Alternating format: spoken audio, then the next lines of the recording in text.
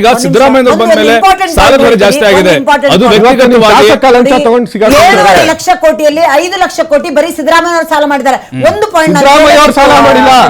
ಇವತ್ತು ನಮ್ಮ ಸರ್ಕಾರ ನಮ್ಮ ಕೇಂದ್ರ ಸರ್ಕಾರ ನಮಗೆ ಕೊಡ್ಬೇಕಾಗಿರುವಂತ ಪಾಲ್ ಕೊಡಿ.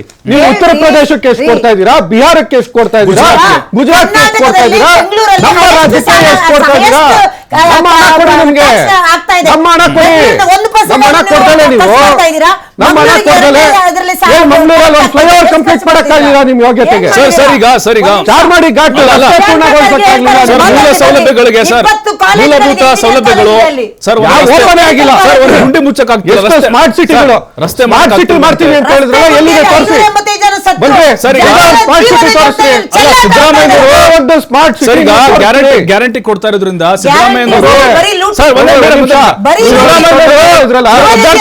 ನರೇಂದ್ರ ಮೋದಿ ಅವರ ಒಂದೇ ಒಂದು ಸ್ಮಾರ್ಟ್ ಸಿಟಿಯನ್ನ ಕರ್ನಾಟಕದಲ್ಲಿ ನೀವು ತೋರಿಸಿ. ಒಂದು ಸ್ಮಾರ್ಟ್ ಸಿಟಿ ತೋರ್ಸಕ್ ಹೇಳಿ ಅವ್ರಿಗೆ. ಅದು 12 ವರ್ಷ ಆಗೋಯ್ತು, ಒಂದು ಸ್ಮಾರ್ಟ್ ಸಿಟಿ ಇಲ್ಲ, ಕಂಪ್ಲೀಟ್ ಆಗಿಲ್ಲ. ಎಲ್ಲಿದೆ ಸ್ಮಾರ್ಟ್ ಸಿಟಿ? ಎಲ್ಲ ನೀರ್ ಸಿಟಿ, ಎಲ್ಲ ಕೊಳಚೆ ಸಿಟಿ, ಎಲ್ಲ ಗಪ್ ಸಿಟಿ, ಯಾವ ಇದು ಇಲ್ಲ. ಸ್ಮಾರ್ಟ್ ಸಿಟಿನೂ ಇಲ್ಲ, ಏನೂ ಇಲ್ಲ. ಸಿಲಿಕಾನ್ ಸಿಟಿನ ನಾವು ಮಾಡಿದ್ದು, ಸಿಲಿಕಾನ್ ಸಿಟಿ ಮಾಡಿದ್ದು ಎಸ್.ಎಂ. ಕೃಷ್ಣ ಕಾಂಗ್ರೆಸ್ ಸರ್ಕಾರ ಮಾಡಿದ್ದು. ಇವತ್ತು ಕಾಂಗ್ರೆಸ್ ಸರ್ಕಾರ ಮಾಡಿರುವಂತದ್ದು ಸಿಲಿಕಾನ್ ಸಿಟಿ ನೀವೇನ್ ಮಾಡಿದೀರಾ?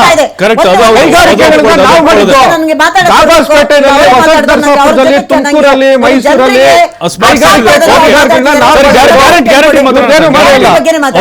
ಒಂದು ಗ್ಯಾರಂಟಿ ಬಗ್ಗೆ ಸೂರ್ಯಮುಖರಾಜ್ ನೀವು ಒಂದೇ ಸ್ಮಾರ್ಟ್ ಸಿಟಿ ತೋರಿಸ್ರಿ. ಬಡತನ ನಿರ್ಮೂಲ ಆಗಿದೆ, ಒಂದು ಸ್ಮಾರ್ಟ್ ಸಿಟಿ ತೋರಿಸಿ. ಮಹಿಳಾ ಸಬಲೀಕರಣ ಆಗಿದೆ, ಬಡತನ ನಿರ್ಮೂಲ ಆಗಿದೆ. ಗ್ಯಾರಂಟಿ ಸ್ಮಾರ್ಟ್ ಸಿಟಿ ಬಗ್ಗೆ ಉತ್ತರ ಕೊಡಿ.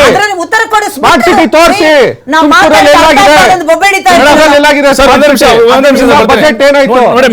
ಅಭಿವೃದ್ಧಿನ ನಮ್ಮ ಕಣ್ಮುಂದೆ ಜನರ ಜೀವನ ಮಟ್ಟ ಸುಧಾರಣೆ ಆಗಿದೆ, ಮಹಿಳಾ ಆರ್ಥಿಕತೆ ಸಬಲೀಕರಣ ಆಗಿದೆ ಗ್ಯಾರಂಟಿಯಿಂದ ಕರ್ನಾಟಕದಲ್ಲಿ. ಮೂಲಭೂತ ಸೌಕರ್ಯ ಇಲ್ಲ ಅಥವಾ ಜಿಲ್ಲಾ ಆಸ್ಪತ್ರೆಗಳು ಗವರ್ನಮೆಂಟ್ ಸ್ಮಾರ್ಟ್ ಸಿಟಿ ತೋರಿಸಿ. ಸ್ಮಾರ್ಟ್ ಸಿಟಿ ತೋರಿಸಿ.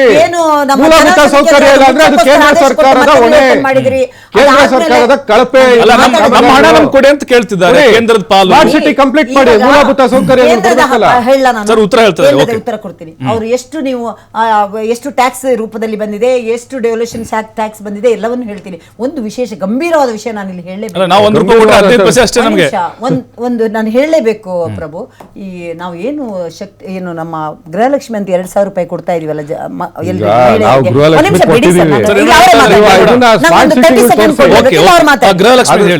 ಅದನ್ನ ನಾನು ವಿಷಯಾಂತರ ಮಾಡ್ತಾ ಇಲ್ಲ, ಗ್ಯಾರಂಟಿ ಬಗ್ಗೆನೇ ಮಾತಾಡ್ತೀನಿ. ಒಂದು ಬಹಳ ಕಳವಳಕಾರಿ ಗಂಭೀರವಾದ ವಿಷಯ ಏನಂದ್ರೆ 1,75,000 ಡೆತ್ ಅಕೌಂಟ್ಗೆ ದುಡ್ಡು ಹೋಗಿದೆ. ಸರಿಸುಮಾರು 840 ಕೋಟಿ. ಅದೇ ದುಡ್ಡು ಇದ್ರೆ ರಸ್ತೆಗಳು ಸರಿಯಾಗಿರೋದು.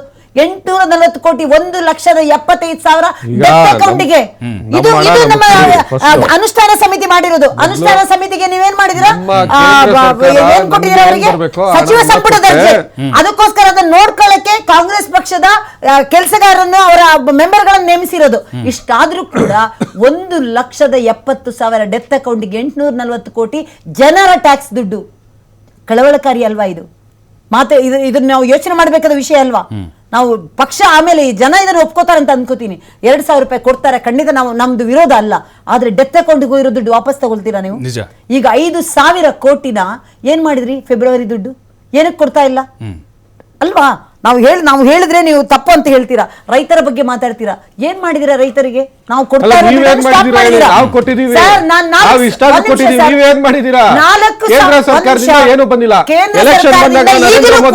ಮೈಸೂರ್ನ ಪ್ಯಾರಿಸ್ ಮಾಡ್ತೀವಿ ಅಂತ ಹೇಳ್ರಿ ಮಾಡಿದ್ರಿ ನರೇಂದ್ರ ಮೋದಿ.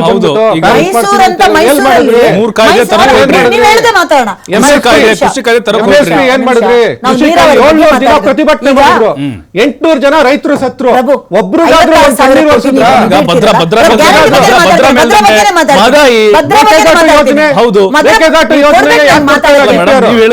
ಭದ್ರಾ ಬಗ್ಗೆನೇ ಮಾತಾಡೋಣ. ಈಗ ಮಾನ್ಯ ಉಪಮುಖ್ಯಮಂತ್ರಿಯವರಂತ ಡಿ.ಕೆ. ಶಿವಕುಮಾರ್ ಅವರು ಮಹದಾಯಿ ಬಗ್ಗೆ ಮೇಕೆದಾಟಿಗೆ ಅವರು ಏನು ವಾಕಥಾನ್ ಮಾಡಿದ್ರು. ಅವ್ರು ಬಂದು ವಾಕಥಾನ್ 2.5 ಅಲ್ಲ, ವರ್ಷ ಪಾದಯಾತ್ರೆ. ಆಯ್ತು. ಪಾದಯಾತ್ರೆ ಮಾಡಿದ್ರು. ನಮ್ಮ ನೀರು, ಪಾದಯಾತ್ರೆಗೆ ನಮ್ಮ ಹಕ್ಕು. ನಮ್ಮ ನೀರು ನಮ್ಮ ಹಕ್ಕು ಅಂತ. ಮಾನ್ಯ ಡಿ ಕೆ ಶಿವಕುಮಾರ್ ಅವ್ರಿಗೆ ಈ ವಾಹಿನಿ ಮುಖಾಂತರ ನಾನು ಕೇಳ್ಕೊಳ್ಳೋದಿಷ್ಟೇ, ನೀವು ಬಂದು 2.5 ಮಾನ್ಯ ವರ್ಷ ನರೇಂದ್ರ ಆಯ್ತು. ಮೋದಿ ಅವರಿಗೆ ನಿಮ್ಮ ಮೂಲಕ ಕೇಳ್ಕೊಳ್ಳೋದಿಷ್ಟೇ, ಸರ್, ನಿಮ್ಮ ಕುಮಾರಸ್ವಾಮಿ ಅವರು ನಿಮ್ಮ ಜೊತೆಗಿದ್ದಾರಲ್ಲ, ಮೇಕೆದಾಟು ಯೋಜನೆಗೆ ರಾಜ್ಯ ಸರ್ಕಾರ DPR ಮಾಡಿದೆ, ದೇವೇಗೌಡರು ಒಂದೇ ಮಾತು ದೇವೇಗೌಡರು ಹೇಳಿದ್ರು ಮುಗಿತು. 5 ನಿಮಿಷದಲ್ಲಿ ಮಾಡ್ಕೊಂಡ್ ಬರ್ತೀನಿ ಅಂದ್ರು.